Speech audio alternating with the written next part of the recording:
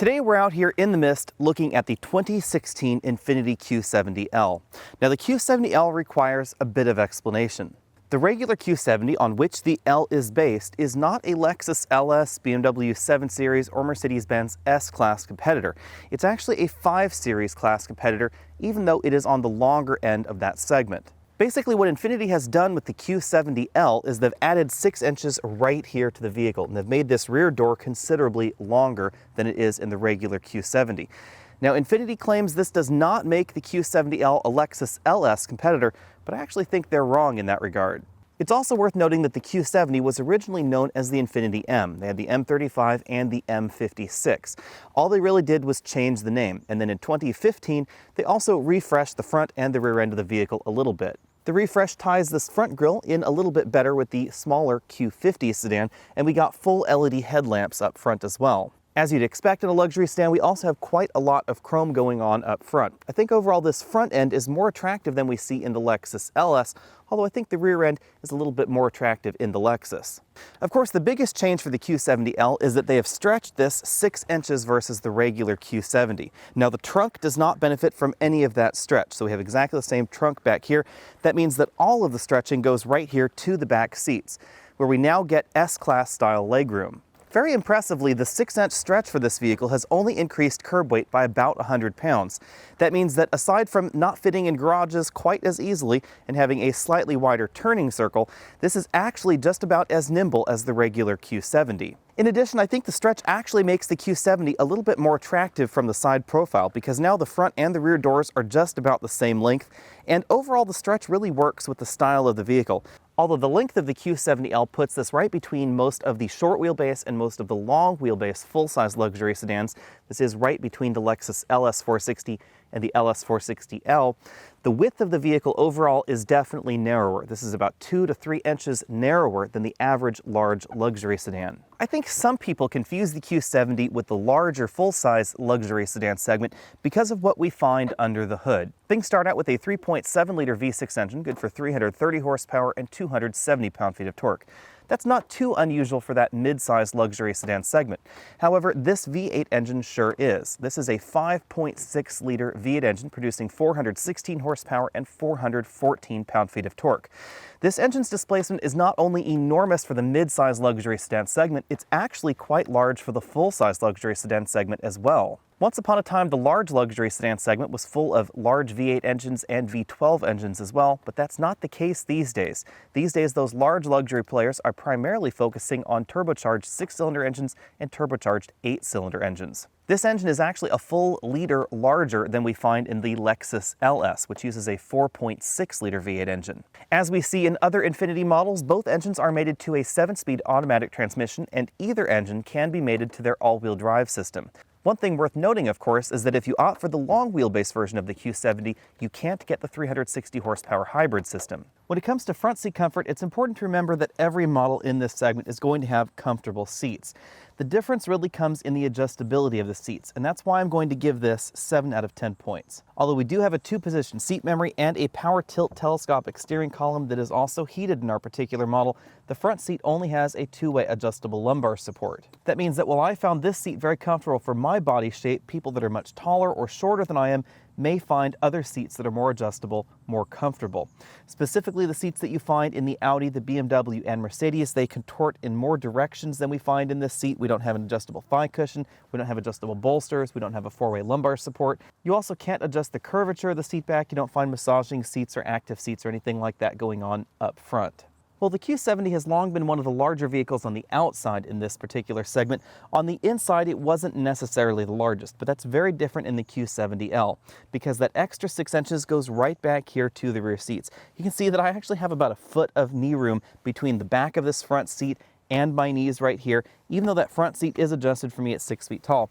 If I move all the way over to the right side of this vehicle, where this front seat is all the way back in its tracks and actually tilted back a decent amount, I still have about 6 inches of room there left. Now, as I said, the Q70L is not quite as wide as the full-size luxury sedan segment, and that's noticeable if I move over here to the middle seat, because we don't get quite as much width from door to door in the back as we do find in that next sedan category up. I also don't have quite as much headroom as I would in that next sedan category up. If If I'm right here in the middle seat, my head is touching the ceiling. However, if I go back to the outboard seating position and then sit very upright in this seat, my hair is barely brushing the ceiling, so there's still a decent amount of headroom. You'll definitely find more headroom in this cabin than some of the smaller entries in this midsize sedan segment. Oddly enough, the rear seats in the Q70L do not fold down. However, we do have a large, softly padded center armrest. We also have a ski pass-through for long items in the cabin. And if you open the center armrest, you'll find 2 large cup holders and the controls for the heated rear seats. The trunk is also an area where the Q70 is a little bit behind the full-size luxury sedan segment. In fact, you actually will find a few mid-size luxury sedans with a slightly larger trunk than this. On the bright side, Infiniti fights back in a few ways for the Q70. The first thing is we have a very tall trunk, and that means that we can actually put 24-inch roller bags in this position and still close the trunk lid. That's something we also see in certain Nissan passenger sedans. This makes it an awful lot handier. You can actually put 4 of these 24-inch roller bags right across the back in this vertical position and still close the trunk lid. That's not something you can do in the majority of entries in this segment. The other thing that Infiniti did is they gave us these hidden hinges right over here on the side. Now these tend to be a little bit more expensive and more difficult to align than the big tubes that we see that are more popular. However, it means that these do not take up any trunk room. So if you can actually squeeze it in the trunk, you don't have to worry about any of those bars bopping your cargo and preventing you from slamming the lid. Spare tire fans will be happy to know that there is still a donut under the cargo load floor. The extra height that we get back here definitely improves my trunk comfort index.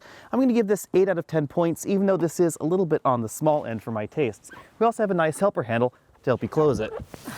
Up front, we have 2 adjustable headrests, and Infiniti integrates the surround speakers for the front passengers right here into the seat backs themselves. There's actually one on this side of the seat, and if I move up that headrest, you can see we have the other one right over there on the other side. We also have height adjustable seat belts with electric pre-tensioners. The front doors are made of all soft touch plastic. We have soft touch lower area right here around that storage cubby, soft touch semi-aniline leather armrest right there, and of course leather right here in this interesting pattern that expands right here from the metal and real wood trim in the car. There are quite a lot of speakers going on inside our Q70L. We do have the up-level sound system, so we have speakers right there on the door as well as integrated into the A-pillar. You'll notice we have that sweeping theme continuing from the door right on over to the dashboard itself. Below the wood trim on the passenger side, we have a very large glove compartment. It is a bin style, so that does move with the door itself right there. All soft touch plastics, and I was very easily able to put a large tablet computer inside. The swooping theme continues right over here onto the dashboard, where we find a controller knob, controls for our dual zone climate control system and the infotainment system in this module, analog clock, 2 large air vents, and of course the 8-inch infotainment screen. An interesting touch in Infiniti models is that this screen can be controlled in a variety of different ways. We can obviously control it with this controller knob right down here, or you can actually touch the screen itself when you're parked. You can also control this via the toggle on the steering wheel, so you have 3 different ways of controlling the screen. Now on the downside, this Infiniti infotainment and navigation system was once class leading, but now it definitely seems a little bit behind the times compared to some of the options we see in this luxury segment. Taking a closer look at this wood trim, you may notice that it seems a little bit pearlescent or perhaps a little bit silver in tint. And that's because Infiniti actually rubs silver dust into the wood before they varnish the wood, which is kind of an interesting luxury car touch. It's not something you see very often, even in the larger full-size sedan segment. Below that, you'll find the slot for the optical disc player. We also have some additional buttons for the infotainment system, direct access buttons to AM, FM, XM. We also have disc auxiliary, and then of course preset buttons right across the bottom. Continuing on below that, we have a very traditional console shifter right here. Drive is all the way back, manual mode over to the left, up for up and down for down. To the right of that, we have a very small storage cubby. I'm really not sure what you'd put in there, although you can put things like microphone transmitter packs right there inside, or cell phones, that sort of thing. We also have a 12-volt power outlet. Behind that storage cubby, you'll find the controls for the heated and ventilated front seats. We also have our drive control knob right here. We can choose between sport, normal, eco, and snow mode. This affects not just the way the engine and transmission behave, but also the way the eco pedal in the vehicle behaves. Behind that area, you'll find 2 large cup holders right there, and of course a softly padded center armrest. It opens to reveal a 2-tiered storage cubby.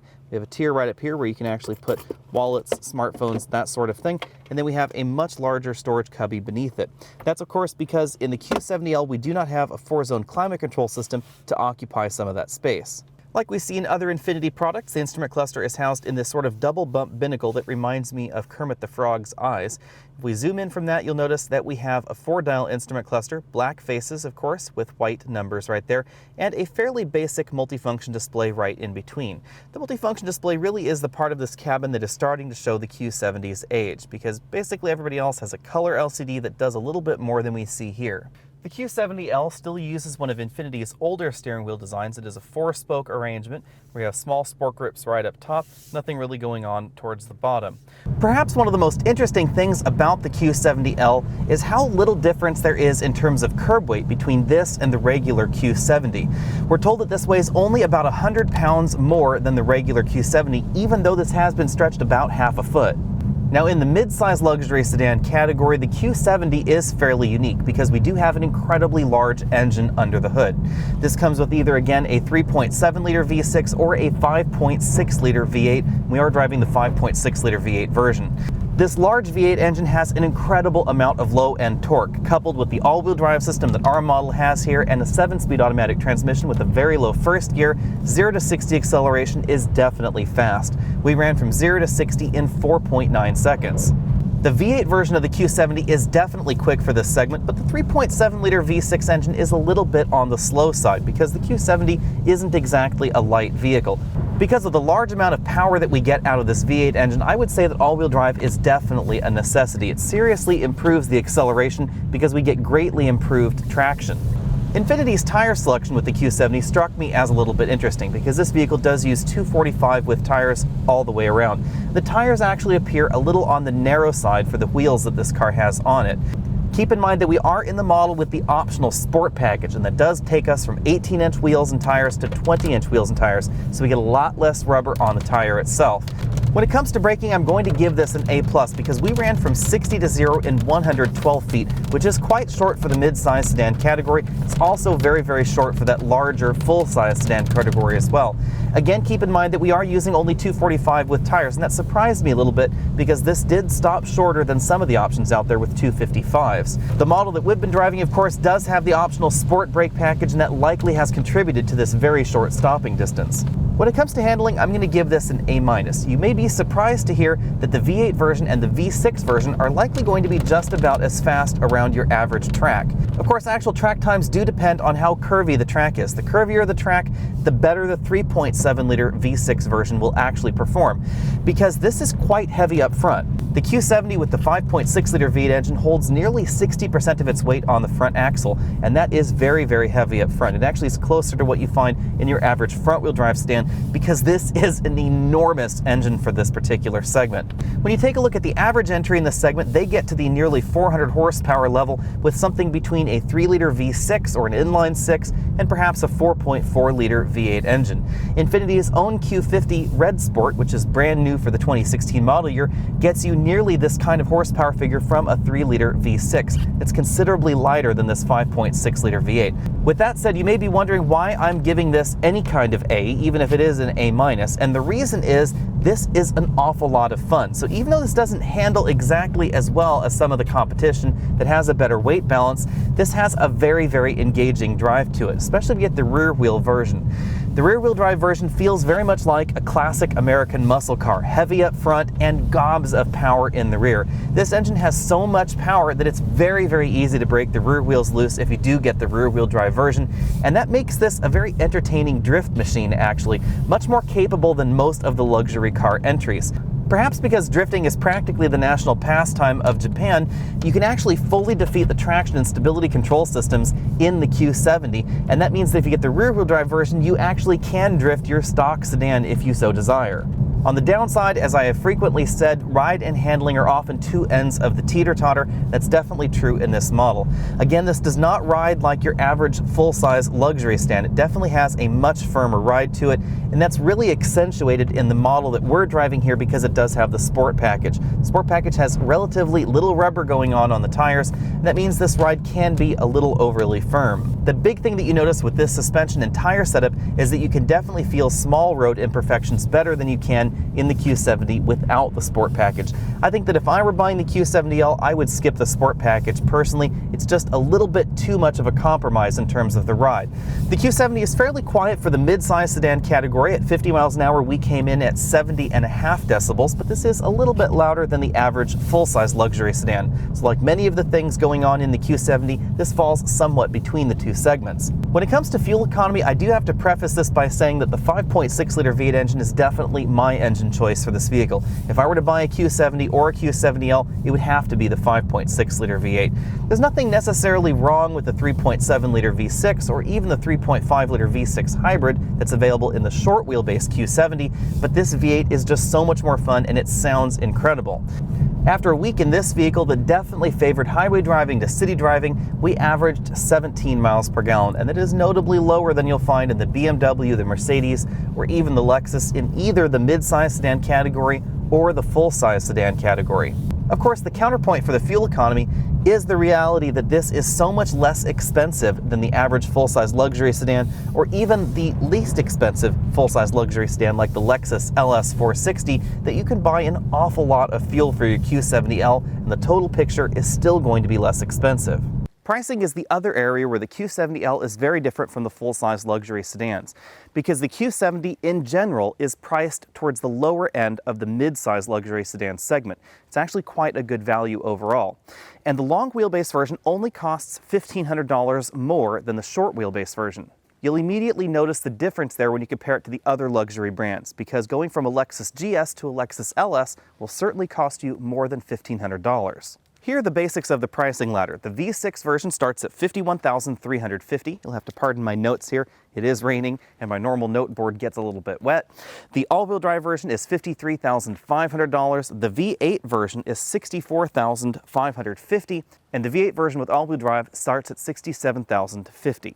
That may seem like a large bump to go from the V6 to the V8 engine, but remember that the 3.7-liter V6 model comes significantly less equipped than the V8 version. We actually don't get leather on the inside, it uses leatherette. We don't get the rear heated seats that we find in this model either. In addition, the V8 version of the Q70L also brings with it a heated steering wheel, the navigation system in the dashboard, the integrated telematics system, and the 360-degree camera and the parking sensors. Those parking sensors are quite important for me in a vehicle this size. They make it an awful lot easier to park. You know that I love comparisons here at Alex and Autos, but comparisons with the Q70L are quite tricky because, again, there is no other mid-size luxury sedan with this kind of stretch going on in the back. Infiniti has been somewhat cagey about comparing the Q70L to large full-size luxury sedans, and there's kind of a logic to this, because at some point in the future, we do expect to see Infiniti to bring a large full-size luxury sedan to the US market. At the moment, however, that means the Q70L sits in a very interesting place. This is almost as long as a Lexus LS 460L. We actually have rear seat legroom that is very competitive with the Mercedes-Benz S-Class, the Audi A8L, and a variety of other large full-size luxury sedans. However, the car is not quite as wide and it's not quite as nice inside as we see in that next tier up. The seat width primarily affects rear seat passengers. However, if you're not carrying 3 adults across the back, you're not going to notice much difference at all. Perhaps the closest competitor to this at the current moment is the BMW 5 Series Gran Turismo, and that's sort of the 5 Series hatchback. Obviously, the Gran Turismo is not the same thing as a large luxury sedan because it is that hatchback. However, we get very similar rear seat legroom numbers, and of course, it's a mild bump in price over the regular 5 Series. The GT starts at $60,900 for the 6-cylinder turbocharged version. This is significantly faster than the 6-cylinder turbo, and by the time you've configured that 535 GT the same way we have in this 5.6-liter all-wheel drive version, it'll actually be more expensive there on the BMW side. You won't have the same kind of power, and you won't have all-wheel drive either. The 5 Series GT will give you more cargo room than we find in the Q70L.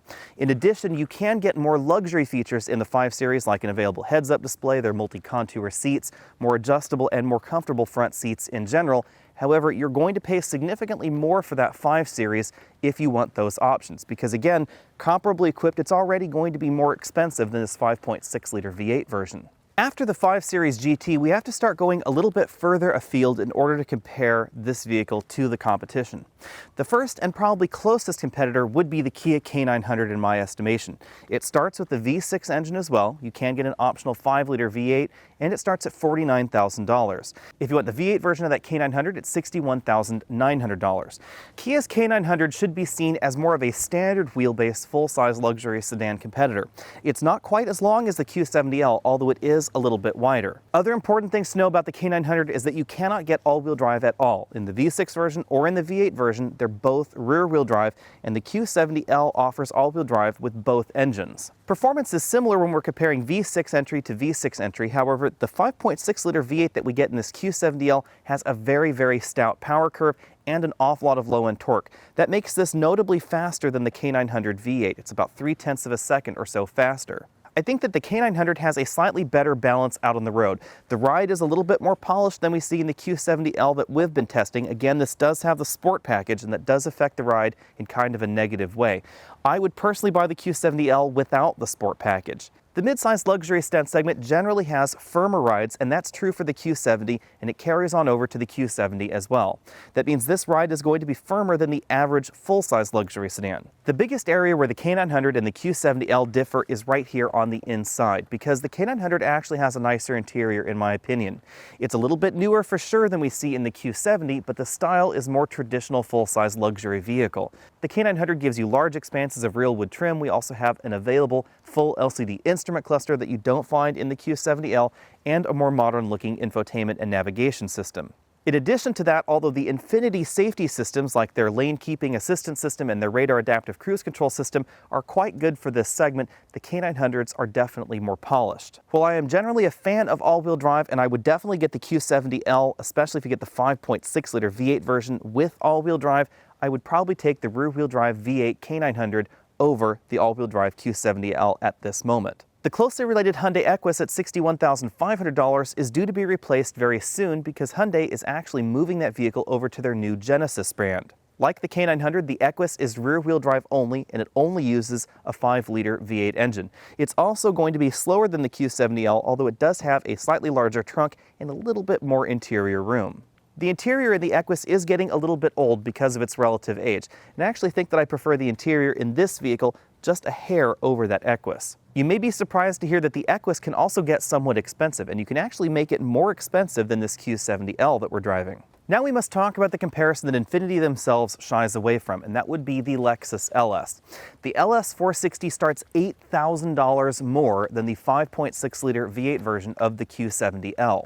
As typically happens when you jump from one category up to the next, that $8,000 doesn't actually buy you any more equipment, because we actually get slightly more equipment in the base V8 version of this than you'll find in the base Lexus LS. Admittedly, Lexus does give you a large 12-inch infotainment and navigation system in that Lexus LS. However, it's probably my least favorite infotainment system in that large full-size luxury sedan category. Even though this infotainment system is definitely a low point in this interior, it's not that far behind the Lexus system. Compared to the base Lexus LS, you'll find more room inside this cabin. Admittedly, it is going to be a little bit narrower across the rear bench seat, but the difference is fairly small. You'll find notably more power under the hood and a decently faster 0 to 60 time in this than you'll find over there in the Lexus. When it comes to overall handling ability, the Lexus LS is slightly better balanced. It does have a closer to 50-50 weight balance than we see especially in this 5.6-liter V8 version.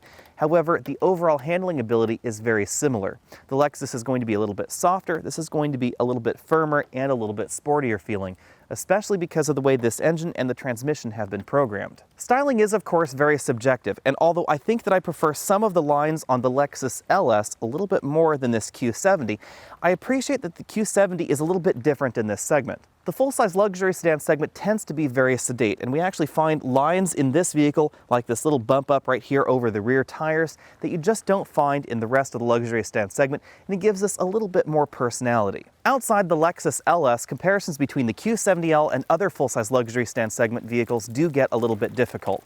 We don't have the same kind of luxury features and functions that we find in the Audi, the BMW, or the Mercedes. Of course, those German options are going to be considerably more expensive than the Q70L, so this could still be seen as sort of a value alternative to those, but it's not really a true competitor. The two best ways to look at the Q70L would be as a $1,500 upgrade over something like a Lexus GS or a BMW 5 Series that gives you massive amounts of rear seat legroom, or as an alternative to something like a Lexus LS. I think that the Q70L and the Lexus LS 460 compare very well to one another. The Q70 and the Lexus LS both have naturally aspirated engines, and that actually separates the two of them a little bit from the rest of that full-size luxury sedan segment. You can also see the Q70L as an alternative to something like the Kia K900 because this gives you a more traditional luxury nameplate for relatively similar pricing. Thanks for taking the time to check out this video. Again, I'm Alex Dykes, and this has been the 2016 Infiniti Q70L. Be sure and check out those related videos down there across the bottom of your screen. Hit that subscribe button down there as well. You can also find me over at facebook.com. I'll see you next week.